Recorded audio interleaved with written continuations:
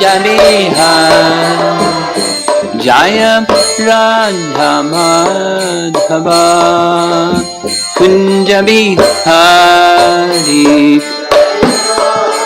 Madhava Kunja Bihari Gopi Jana Malabha Girivardhari Pidana Malabha Girivardhari Gopi Jana Malabha Girivardhari Pidana Malabha Girivardhari Jasoda Nandana Brajajana Ranjana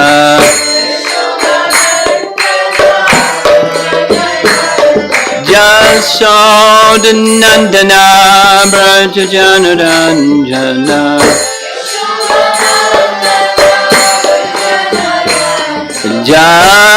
Jamanatira Vanachadi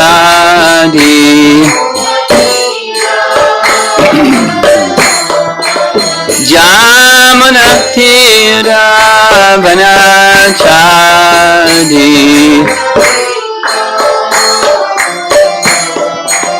Jaya Radha Madhava Kunja Bihari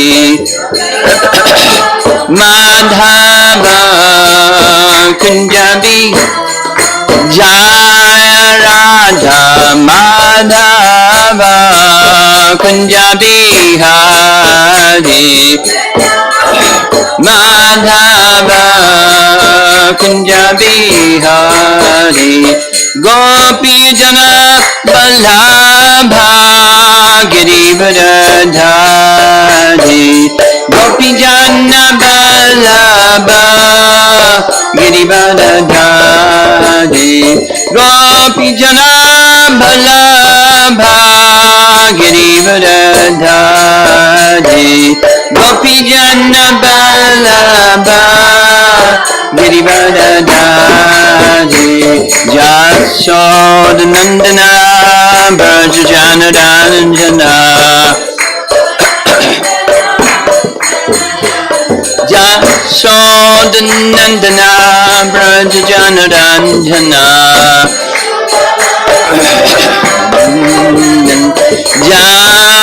Jamanatira Vanachadi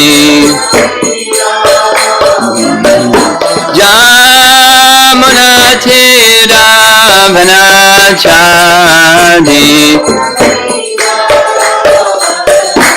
Jaya Radha Madhava Kunja Bihari Madhava Kunja Bihari Jaya Radha Madhava Kunja Bihari Madhava Kunja Bihari Jayom Vishnupad Paramahansa Parivajakacharya Astatara Sri Srimad His Divine Grace Sri Bhaktivedanta Swami Srila Prabhupada Ki Anantakoti Vaishnavrinda Ki Grantaraj Srimad Bhagavatam Ki Gaur Premanandi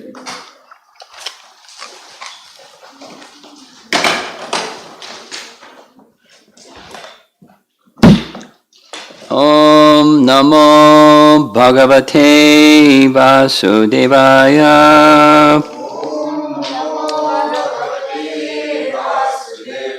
Om Namo Bhagavate Vasudevaya Om Namo Bhagavate Vasudevaya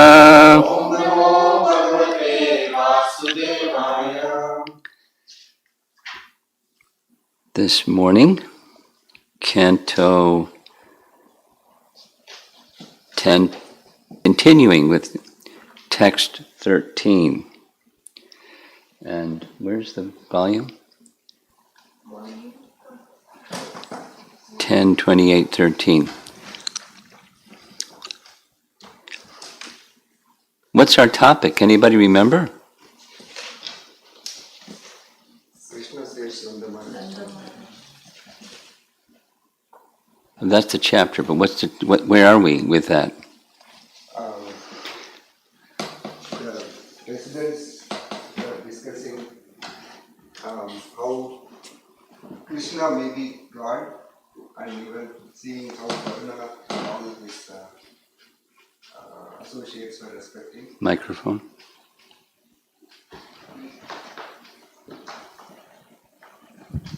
Sorry to startle you.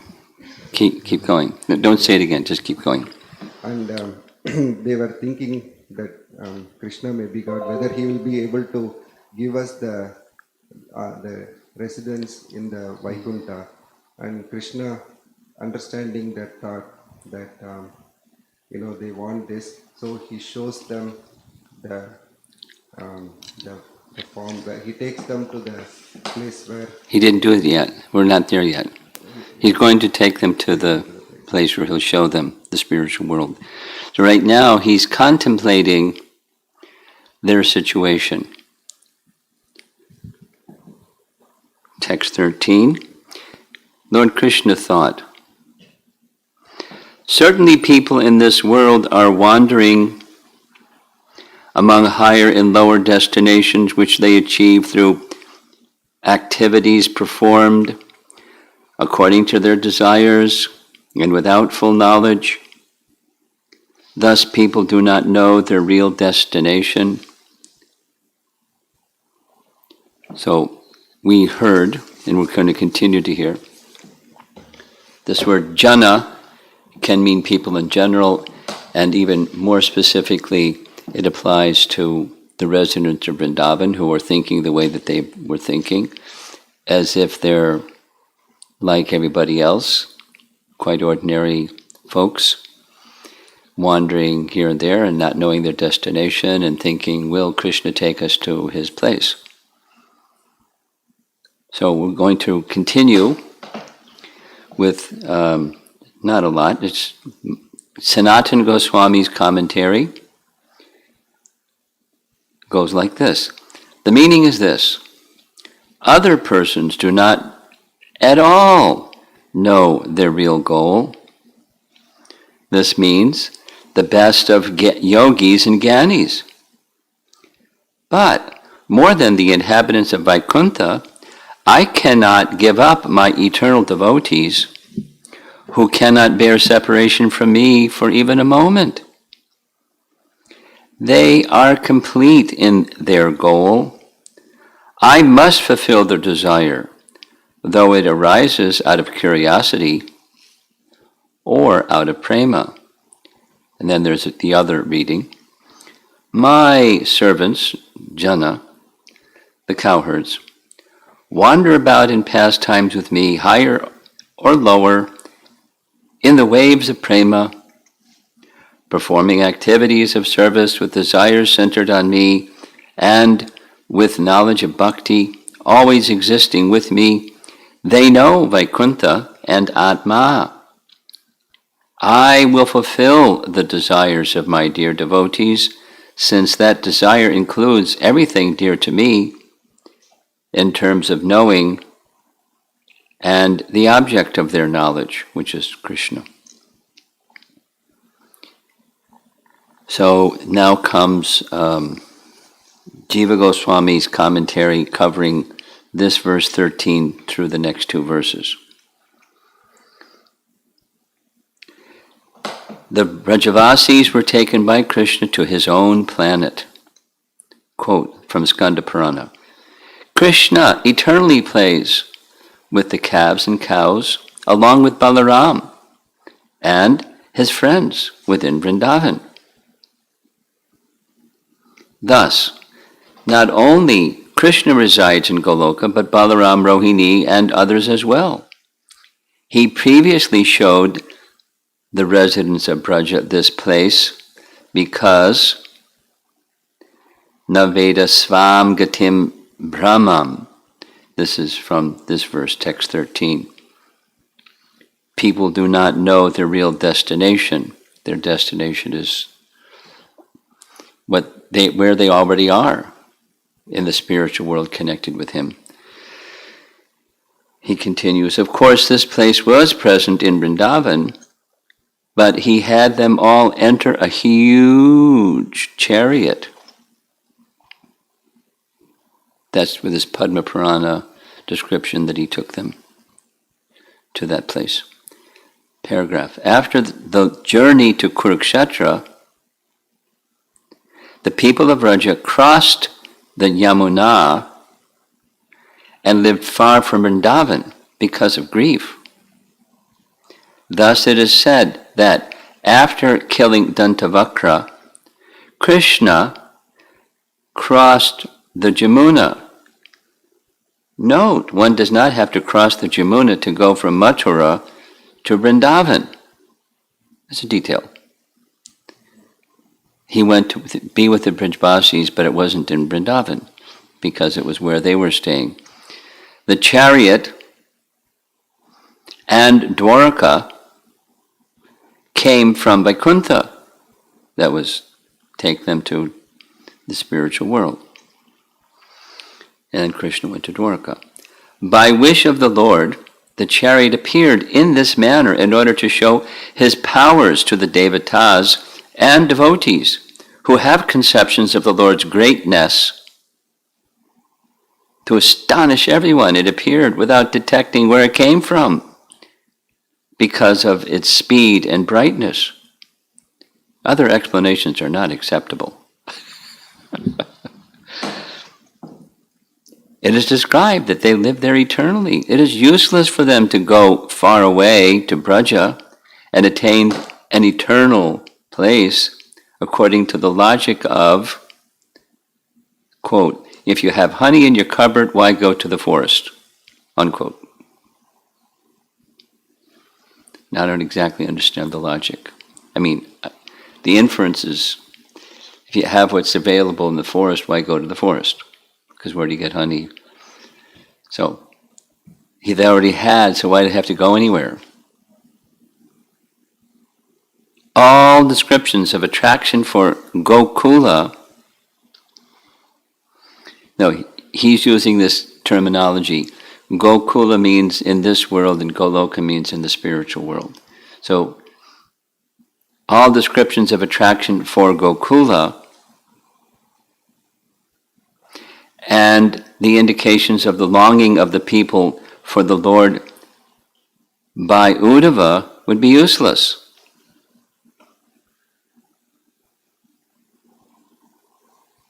Uddhava had a longing to be in the association of these most exalted Brijbasis. So the place Gokula and the place Goloka are the same. That's the point.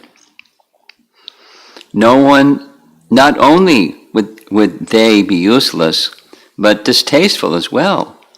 It is explained that the people of Vraja went to Kurukshetra with expectations of meeting Krishna again.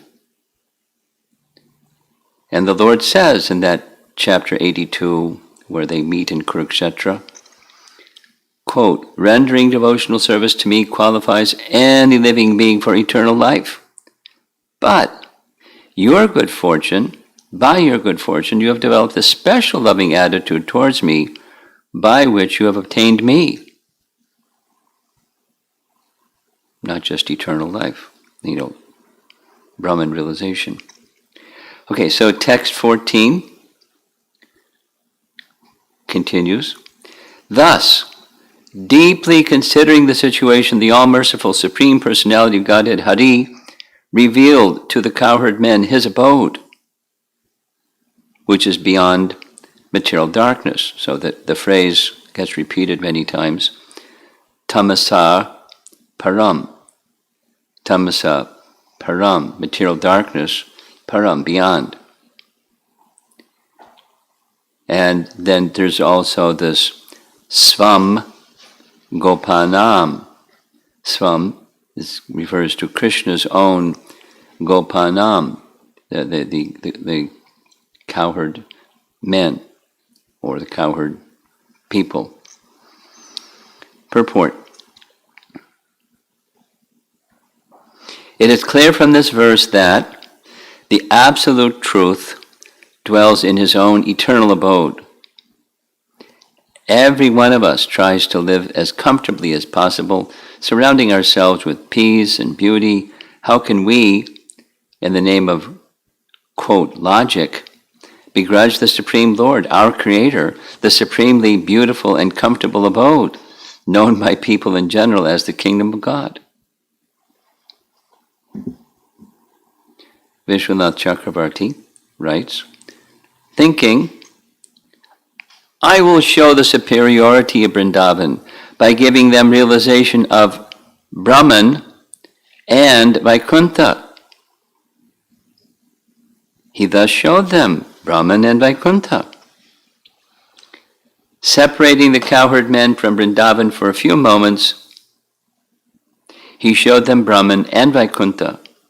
He did this because he was most merciful. That is, he wanted to show them that the sweetness of Vrindavan was superior to Brahman and Vaikuntha.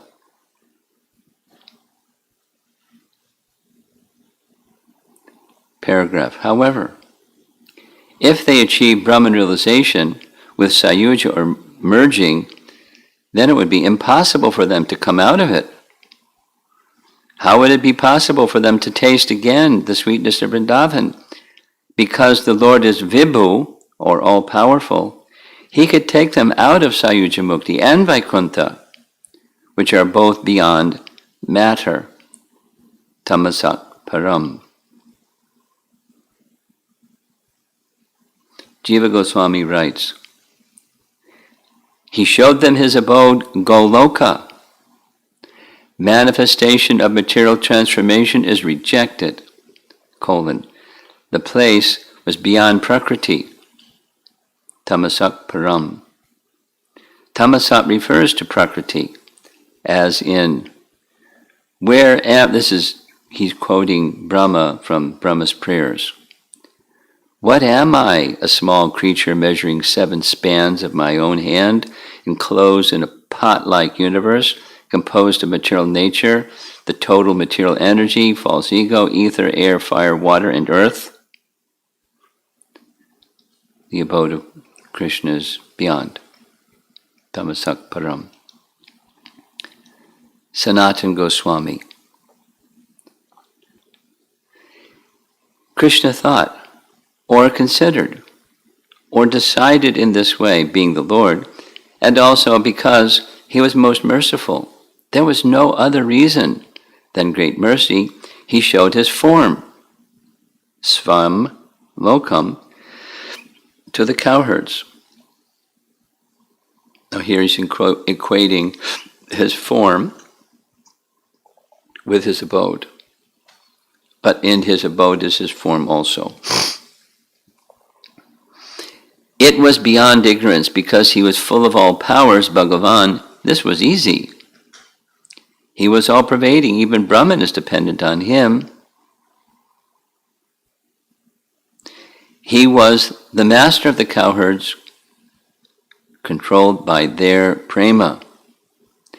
This was also the cause of his thinking or deciding.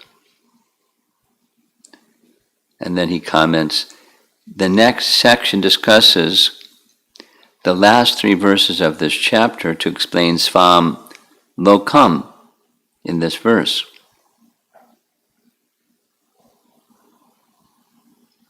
Text, verse 15. He showed a place superior to the material world of Brahma. The phrases are arranged according to greater cause being later. Lesser cause, greater cause is last. He, H-I, means certainly or because of. The word yat excluded that they saw the Lord. Verse 16, the word cha means certainly being raised up by Krishna, they saw their swarups. They were completely absorbed in this, with Krishna as his object. Akrura had realized Brahman previously. This means that Brahman is included within Krishna, being his angsha. Interesting. An angsha of Brahman, an angsha of Krishna is Brahman. This incident shows the Lord's mercy, power, and pervasion in regard to devotees. And then verse 17, seeing Krishna, the form of eternity, knowledge, and bliss, like the sun, with its mass of rays, in the planet of Brahman, there was no doubt. He was praised by the Vedas. Paragraph. According to the interpretation of the request, for Brahman, or the Lord, these verses can be taken either way. 1. Showing Brahman, Swam Lokam, or his Swarup, or showing Vaikuntha, his planet, Swam Lokam. He showed the planet of the cowherds, Gopanam, Goloka. Because it was beyond Prakriti, it must be Vaikuntha, or Goloka. And here's reference to this verse, text 14, in Jiva Goswami's commentary on Canto 10, Chapter 1. So it's the introduction to the pastimes of Krishna, Chapter 1. The second line of verse 10.1.2 states Parikshit's desire. Quote, please describe to us the activities of Krishna, who appeared in this world from his place known as Goloka in the Yadu's dynasty, since he was a great devotee, Yadu. Sridhar Swami's explanation of the word Angshena, that is, Krishna is an expansion of Vishnu, has been used for the common people in the assembly. The Gita 9.25 says, Naham prakasha sarvasya yogamaya samavritaha. Covered by my maya, I do not reveal myself to all people. The phrase can also mean, this is Angshena, he appeared with a nature not easily understood by all. Or it can mean he appeared along with Balaram, his Angsha.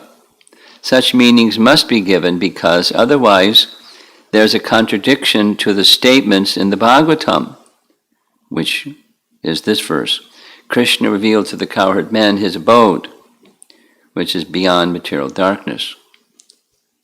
And then later in the chapter, text 17, they were amazed to see Krishna there, surrounded by the personified Vedas who are offering him prayers. And here's a commentary by Jiva Goswami on Brahma's prayers. That's chapter 14. Text 22 makes reference to this verse. Citing Vishnu Purana, this whole universe is an energy of the Supreme Lord, like distribution of light from a fire situated elsewhere.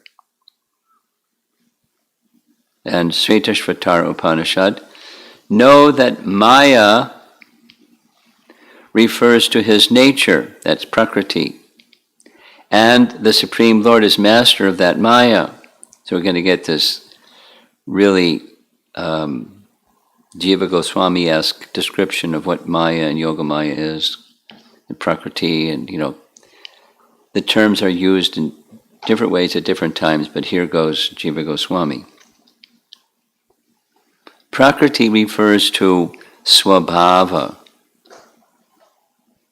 or nature in the above verse. So we heard about Swabhava last night. Swabhava is one of the things that Yashoda saw within the mouth of Krishna. And Swabhava is something that Lord Brahma saw when he saw what he saw in chapter 13. And it's one of the things that Brahma saw in Canto 2, chapter 9. It's in the spiritual world, but every living entity takes a form in this world because of their Swabhava. So it's connected with the spiritual world or the spiritual potency of Krishna. And based upon our Swabhava, we get a body, gross and subtle. And that's, our psychophysical nature.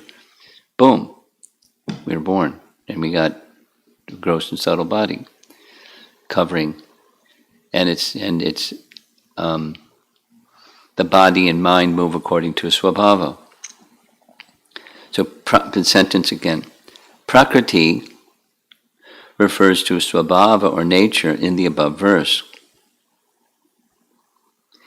To make the knowledge useful, the intention is to say, quote, know that it is not synonymous with the Lord. That's Maya, is not. Since knowledge would be incomplete from lack of full description by simply stating a definition. The meaning is established with the sentence, quote, but the Lord is the master of Maya. The Maya is not disconnected from Krishna. By saying this, it is understood that the Maya is under the control of the Lord. This also indicates that the Lord's condition is self-contained and natural. The statement is similar to saying, quote, Ravindra is the possessor of Maya. Being external, that Maya is not intrinsic to the Lord. Say it again. Being external, that Maya is not intrinsic to the Lord. This is like, it's Ramanujacharya's teachings is Vishishta Advaita. That is, everything that's over here is an attribute or Vishishta of the Lord. And then it becomes manifest. So he's disagreeing. Being external, this Maya is not intrinsic to the Lord. That is shown in the example of Maya being like light spread out from a fire. Since Maya is external, the Lord is not contaminated by its faults. This is a Chincha Beta Beta Tattva philosophy. Compliments of Jiva Goswami. He quotes Canto 1, Chapter 7.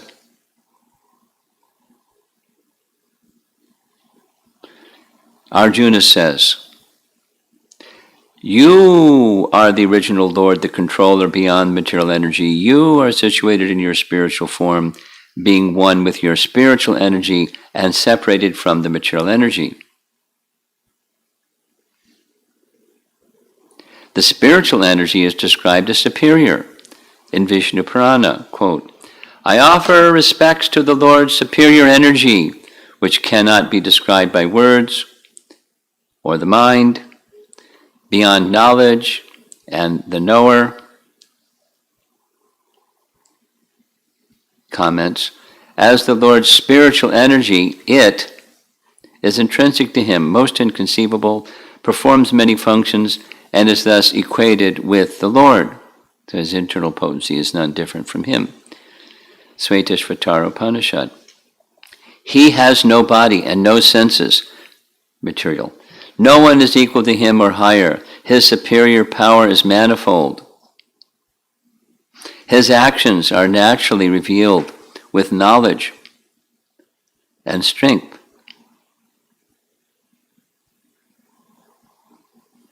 Paragraph. In stating that the Lord has no equal or superior, it is understood that his spiritual energy is intrinsic, inconceivable, and not dependent on other objects, and without superimposition. of other objects. That's a Mayavad doctrine. Superimposition. You know, the argument, the terminology goes like this. Krishna is Brahman covered. And there's a superimposition upon Krishna that, you know, gives him form and attributes, and, you know, but it's just a super. It's non-real.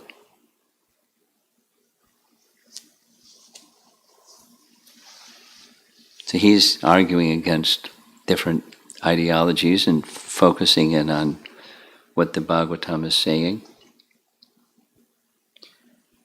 Upadi is the Sanskrit word. Superimposition is the common translation. It's explaining how Mayavadis take the word upadi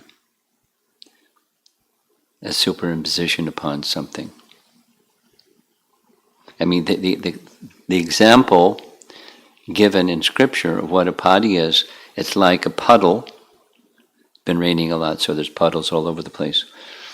And so there's a puddle, and beneath the puddle is the earth or the pavement or something.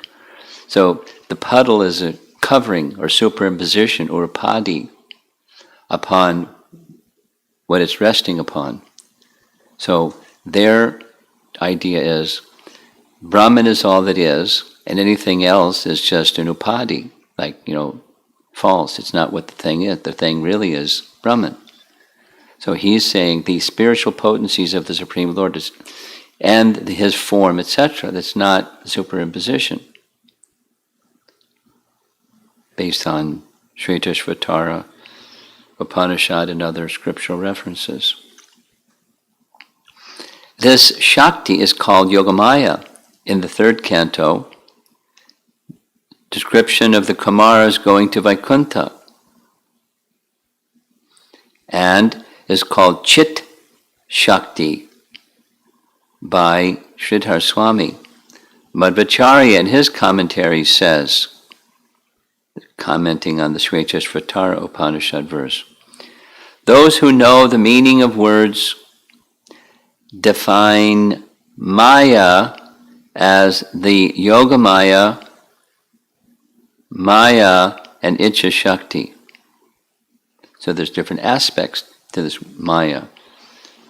The reflection of Maya, the actual Maya, and the Lord's desire potency. So based upon the Lord's desire potency, Yogamaya does stuff. And based upon living entities that are rebellious, then that Yogamaya expands as Mahamaya and covers living entities, but it's one energy. Making reference to another scripture I'm not familiar with. Shadbha Mahodadhi says, here's the Sanskrit. Swarupa bhutaya nitya shaktya maya kya ya yuta. Because the Lord is endowed with his eternal Shakti arising from his Swarup, eternal Vishnu is called Mahamaya, but it should be properly understood what that means. As proved by the Shrutis, the word Maya, like the word Yogamaya, refers to the Lord's spiritual energy. Ramanujacharya in his commentary shows the symptom of Maya to be knowledge from Nighantu, and then a colon, Maya, Vayunam, Jnanam. Sridhar Swami in his commentary on 3.5.25 says that Maya is obedient to the glance of the Lord. In his commentary on 3.5.23, that's 2 verses earlier, Sridhar Swami says, Atmecha, or the soul's desire, means Maya. In other words, it has different meanings depending on context. This is made clear in later verses from Canto 3, Chapter 5. Bhagavan, Lord of in Maha Vaikuntha, in his Svangsa expansion as the Purusha, full of potency, at a certain moment of time, places the jivas into Maya, which became agitated by the gunas. This is describing creation, Canto 3, Chapter 5. Impelled by time, from the invisible Prakriti arose Mahatattva, composed of knowledge, in Sattvaguna. This manifests the universe, situated within itself, and destroys ignorance. A little complicated. Now, going over to chapter 13, this is Brahma Vimohan. Balaram calls the energy of his brother Vimohini. That Maya, or Mohini, Vimohini, means mercy, because Vishwa Prakash, that's a dictionary, says that Maya means either mercy or deceit. So internal or external, it has both meanings. Another text, Trikada Shesha, says, Maya means illusion or intelligence. Again, in Brahma Vimohan, the word Maya simply means influence. So we're getting this panorama of different, depending upon context, how Maya might mean something.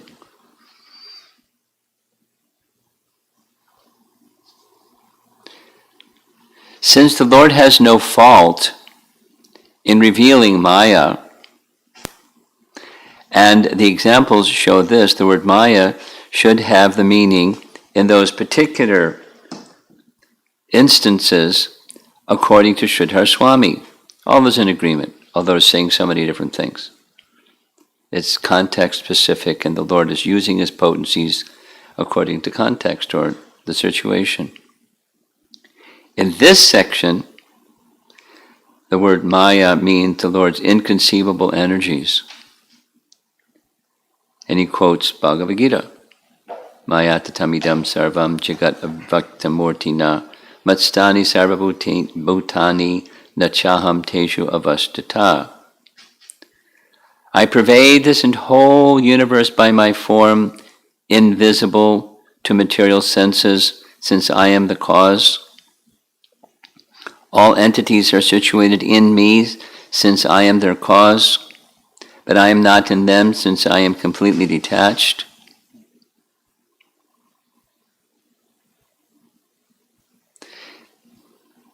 If the Lord does not touch Maya, his presence there is illusion. That place is illusion.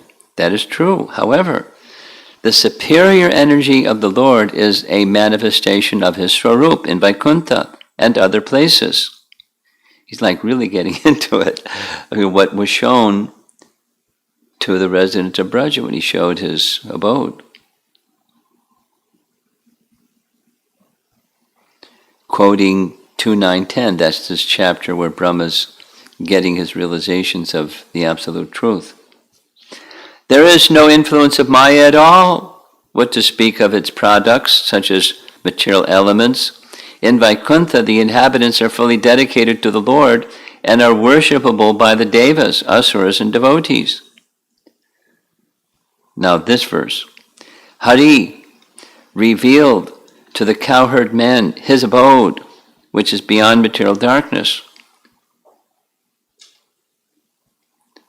Paragraph.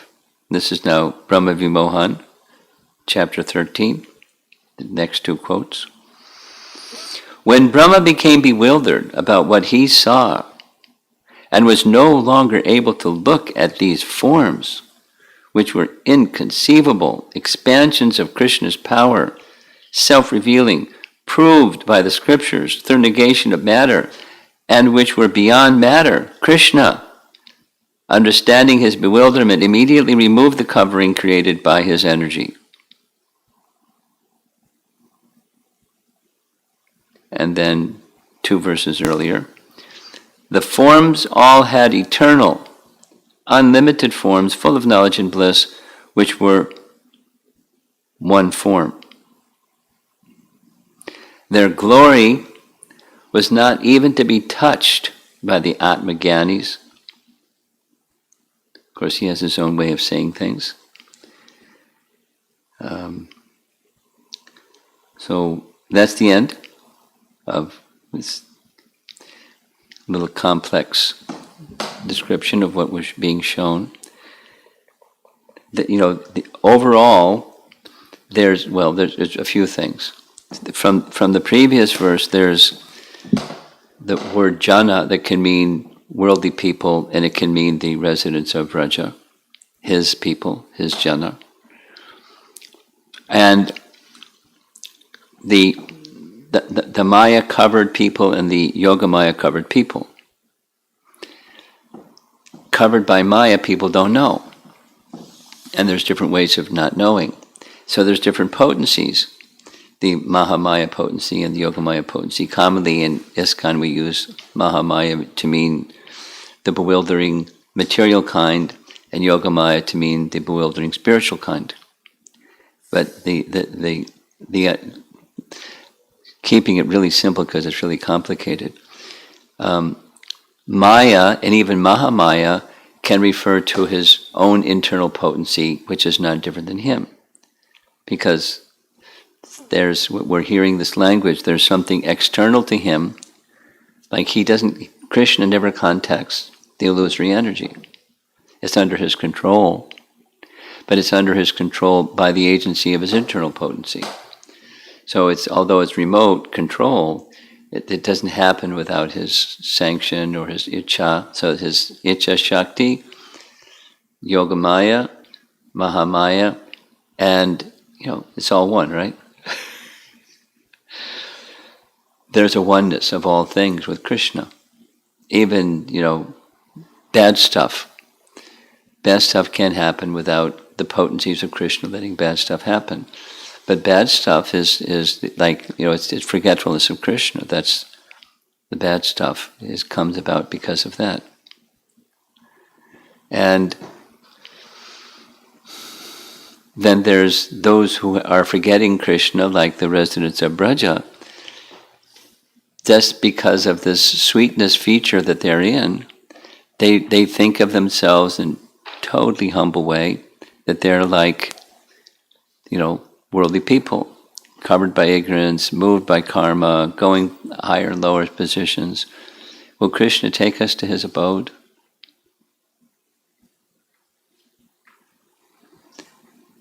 We'd like to see his abode.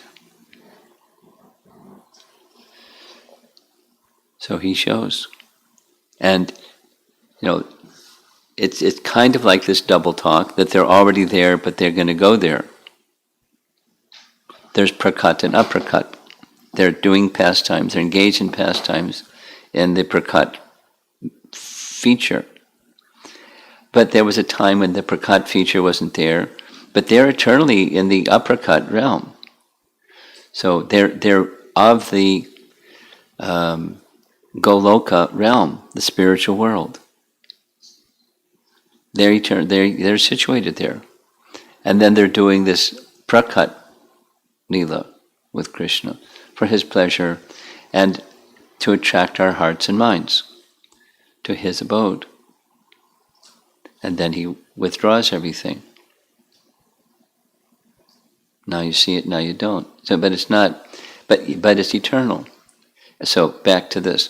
Yogamaya is also eternal. And we know from our Bhagavad Gita study, there's 5 principal topics of Bhagavad Gita, and one of them is Prakriti.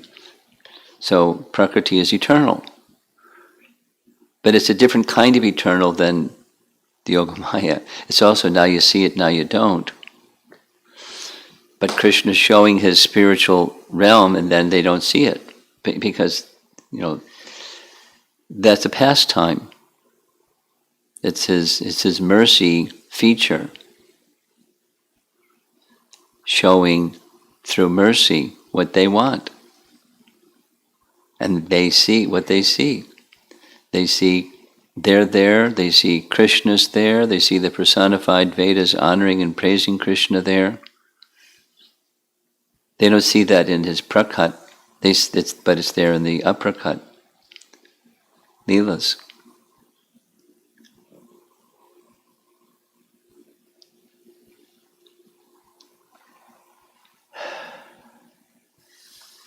It's far better than a hallucination. Prabhupada speaks about this, about, in this world people take opium and LSD because they kind of want to escape from and experience some hallucination, but it's not some hallucination like that. It sounds quite mysterious and mystical and like, wow.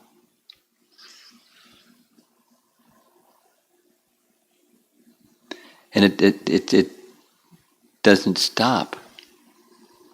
In this movie, the Hare Krishna movie, I remember seeing that poster of Prabhupada smiling and holding his head, and it's Gargamuni's voice narrating, stay high forever. And people think, wow, this person is really high, he has to hold himself down. That's how the LSD people viewed what Krishna consciousness might give them, is stay high forever.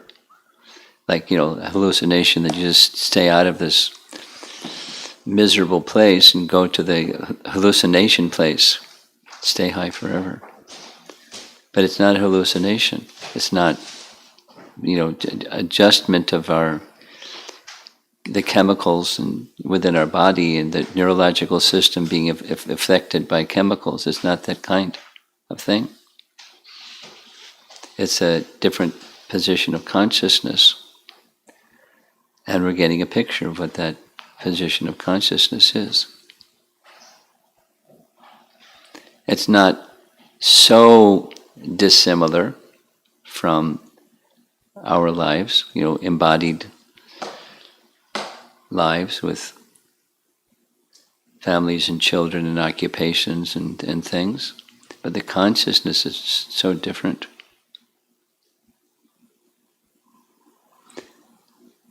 And again, Krishna is revealing these things to attract the hearts and the minds of souls in this world to the spiritual world.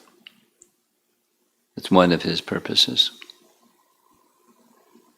And to give happiness to his eternal associates, which he's always doing anyways, but in the form of pastimes that even unqualified people can see and hear about and remember. And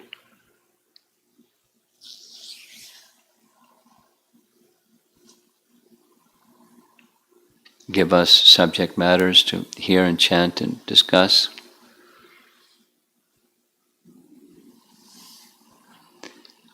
I'm finding, just like Prakash commented, by hearing these pastimes, even when chanting japa, his mind is going to those pastimes. Otherwise our mind is going to go to something. Distracted mind is going to go to something. So Krishna's pastimes. Or like I shared yesterday, Krishna was only 7, and a child that's only 7 is pretty short compared to adults. So how is he going to hold up Govardhan Hill? With, they'd have to crouch down or something like that, because the 7-year-old is so small. He didn't get a big body to hold up the hill. 7-year-old body. So he stood on a little mound, enough that they could be under the hill. They weren't bothered. He's just, by his own intelligence, he can figure out ways to steal butter, and he can figure out ways to hold up a hill, and he can figure out ways to kill Putana, and he can Just as his potencies are unlimited and inconceivable, and he can do whatever he likes. Doesn't even have to. He could just make Govardhan Hill float. He doesn't have to lift it up. He's just performing pastimes for the pleasure of his devotees, and for our audition to hear and chant and discuss. Remember, to help carry us to the spiritual position of consciousness again. Remind us of what we have forgotten. So let's see if there's some discussion. 8:17. Yeah. I have a question. Do we have a microphone? Yeah, like while you were explaining, this term came out, planet of Brahman. So I have never heard of that. It's our Acharya's language to say his abode is all spiritual. One can say, Vedanta tattva vedas tattvam yajnanam advayam brahmeti, the verse.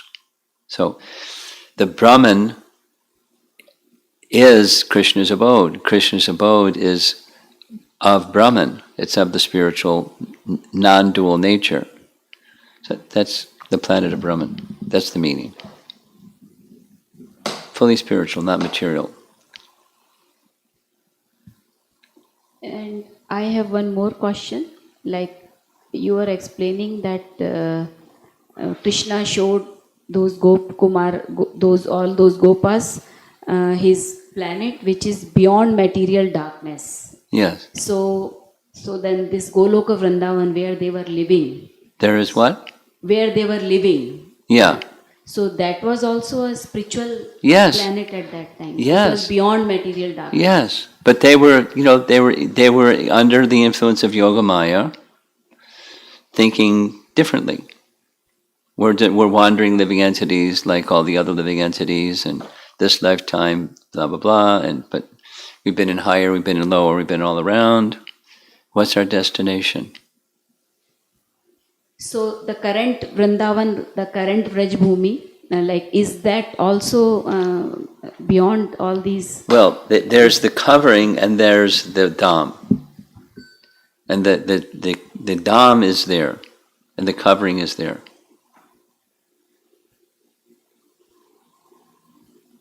Okay? Thank you. Krishna's pastimes are going on. We can't see. But qualified people can see. If Krishna wants to show, they can see. Not only they can see, they can participate. Actually, I have one more question. Okay. So the question is like that when I read Srila Prabhupada's books, especially with the kids, Especially with the children, with the children. and the purports. Okay. So it comes like the way you were also repeating that this world is full of miseries, and so when I read with them this statement again and again, Srila Prabhupada has covered this point again and again. Yes. So I feel little bit uncomfortable. Like I myself at times feel like going into depression mode, or like this world is full of miseries and all. So how do I, but at the same time I have full trust on what Srila Prabhupada says. So how do I feel like that? Then I start feeling that no, this world is full of so many good things also. So how do I take it and how do I explain them? Sometimes Okay. I just skip these lines when I read with them. Well, for yourself and for the children, from time to time you can remind yourself and remind the children. In real simple terms, Prabhupada said, I'll say it twice, I like it. One of the primary duties of a spiritual master is to instruct the disciple thoroughly that it's abject futility to try to find happiness in the material world. So, knowledge and detachment. But if one thinks there's happiness over here, in the senses contacting sense objects. Misery. Misery arises from that expectation. It's not the objects and it's not the senses. It's the expectation. It's the mind. Is the place where misery occurs. So the misery is not in the object or the senses contacting the objects. It's in the mind. And so it's part of the spiritual master's duty is to detach his student, disciple, hearer, one he's reaching out to, let go of that expectation. Now, going back to, are there pleasant things in this world? There's senses contacting sense objects. There's something that happens. There's a buzz, or whatever you want to call it, that says, yummy. Is it? Is that what happiness really is? Is that what pleasant really is? The senses contact an object and it goes buzz. So the sense of touch, the sense of smell, the sense of taste, that's the senses reaching out into the field of the material energy looking for enjoyment separate from Krishna. Happiness. That's what happiness is defined as. I mean, not explicitly, but that's what a sensation. The senses contacting something, and it's nice. Whatever the object is. So, I mean, as I'm speaking, I'm thinking of a conversation in Boston with a teenager in a classroom setting like this, saying, "How do I help my friend understand about not eating meat?" Because she doesn't want to hear it. Because her argument is, it's yummy. Her words, her friend's words. So is that the basis of what we do? Is it's yummy, so it feels good, do it. That's called hedonism. And so if it feels good, is that why we do stuff? Because if you understand, it implicates you in the misery that covers what real happiness is. It's a wrong definition of happiness. Now, supposing it's not, mode of goodness person and they're vegetarian or vegan instead of, so is that, what's wrong with that? It's not like there's anything wrong with that, but it's not right either, because it's not connecting one with what real happiness is. So how do you detach? So these statements that Prabhupada makes again and again is to, in principle, to detach us from the misleading conception that there's happiness to be found in fruitive activities, to do something, to get something, so you can be the enjoyer of that something. In Rupa Goswami's language, anasaktasya vishayan. No, excuse me. Anyabilasha tushunyam jnana karma janavritam. So karma is to get stuff to become the enjoyer. That's fruitive activity. And that's the world, that's this bhumandala. It's characterized by fruitive activity. Detachment. Otherwise, it's continuing. So now, how do you deal with your own depression thing? You like feeling sad. It's just detached from the expectation that there's happiness, and there's certainly mode of goodness. Whatever. Let's just say your quality of a teacher of children. That it suits your nature. There's a happiness for you. But the real happiness is you're doing this for Krishna. So that's the bhakti principle. It's the same, one of the questions you asked some time ago, I still remember it. I'm struggling with cooking for Krishna. Because I'm for so many years, I'm cooking for my family, and I like cooking for my family. But now I have to transition to cooking for Krishna. So it's like teaching children for Krishna. That's real happiness. That's the real standard of happiness. And so the lesson of detachment is doing those things that are enjoyable for you. It's also bondage if it's not done with the bhakti principle driving it. It just binds one, karma mishra bhakti. So it's teaching you to go beyond that. It's not like punishing you or shaming you or something. So back to one of the primary duties of a spiritual master is to thoroughly instruct the disciple the abject futility of finding happiness through fruitive activity. And that's what he's doing. So with children, it depends on the child and their age and things. But that's something in principle they need to understand. Like this little girl that, I don't want to give up eating hamburgers because they're yummy. So in ways that kids can understand, here's the lesson. There's other reasons that we do things besides it's yummy. Supposing you find, this is what I said, tell her, supposing you found out that human flesh is more yummy than hamburgers. No, why not? Because the principle is yummy. So there are other considerations to make besides it's yummy. So what are those other considerations? Well, I don't eat my own species. But other species, it's okay. Okay, that's the principle. That's good.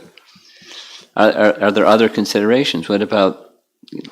So it's not the basis for making decisions and how you live your life. There's other principles to consider. That's like a starting point for children, depending upon the child and their, sensibilities.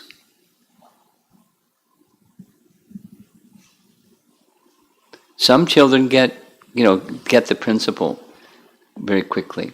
And some children and adults don't.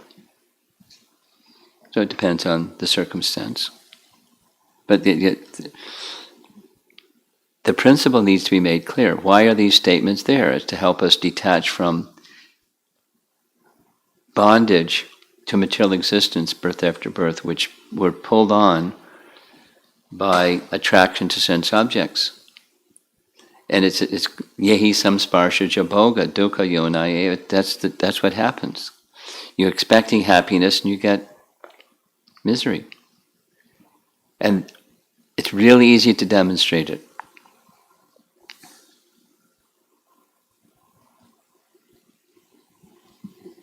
Can you please give an example, like how you said it is really easy to demonstrate it? How easy is, well,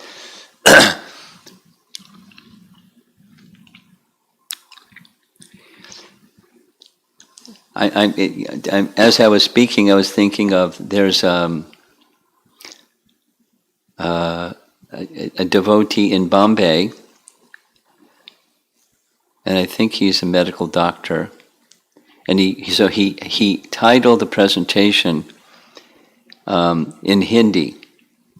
I don't know the Hindi words, but a little bit of pleasure and a lot of suffering, and gives the whole the attraction, the allure, and here's what happens.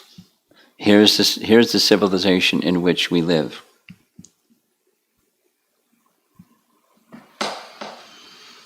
With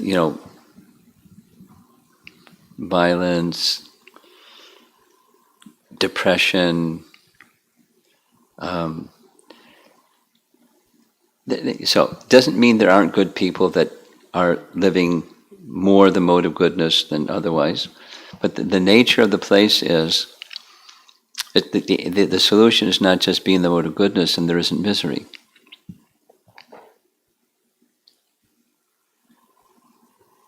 There is a sensation that says it's nice.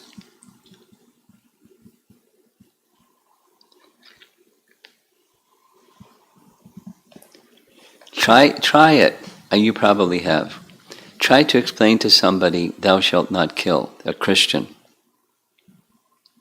They don't get it. It goes round and around, and it just comes back to, it's okay.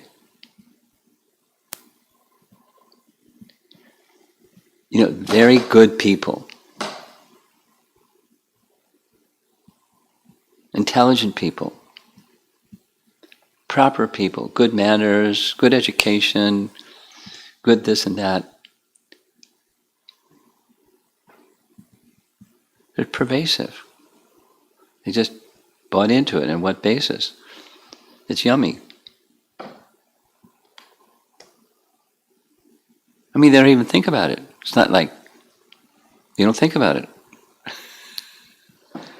And if you're asked to think about it, anyway. I'm not directly answering your question. Give an example of, how hoping to enjoy leads to misery. And you let go of the hope to enjoy, and you're in another space. You can be, your intelligence is more free to consider what's pleasing to Krishna. It's 8:33. Any others in the room here? You have. I'm looking at Amara. You always have a few. You're okay? Okay, go ahead. Okay. Maharaj, in that continuation to Vrajabhumi Mataji's question, so you mentioned that some children get it, some children don't, and even with the adults, when you explain things. So I'm also feeling the same when you explain things in multiple ways, asking them to repeat. I also say that present in different ways. Still, they don't get. Is there a problem with the teacher that No. or how can I train them or do something to Well, move them forward? By good example and by consistency.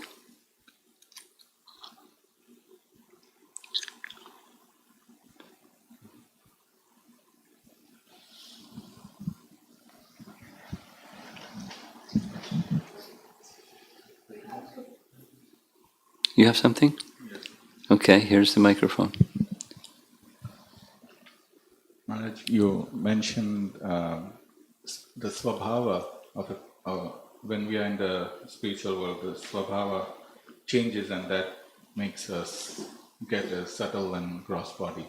I didn't say swabhava changes. I said swabhava drives the getting of a body. Swabhava can change, but that's not what I said. The soul has, so let's go into the body of Mahavishnu and its cosmic annihilation time. Living entities are there in his body. Karma is, because time is withdrawn, karma is suspended, guna is suspended, swabhava is suspended, everything is suspended animation. And then zoom, the living entities are carried by the glance of Mahavishnu and time energy. Swabhava is still there and starts getting stirred or activated by time and contact with Prakriti. So then Swabhava is there, but it's not manifest yet. It's just being activated. And then, so through passage of time, the elements are there and they were awarded a gross and subtle body. So Swabhava is just one of the energies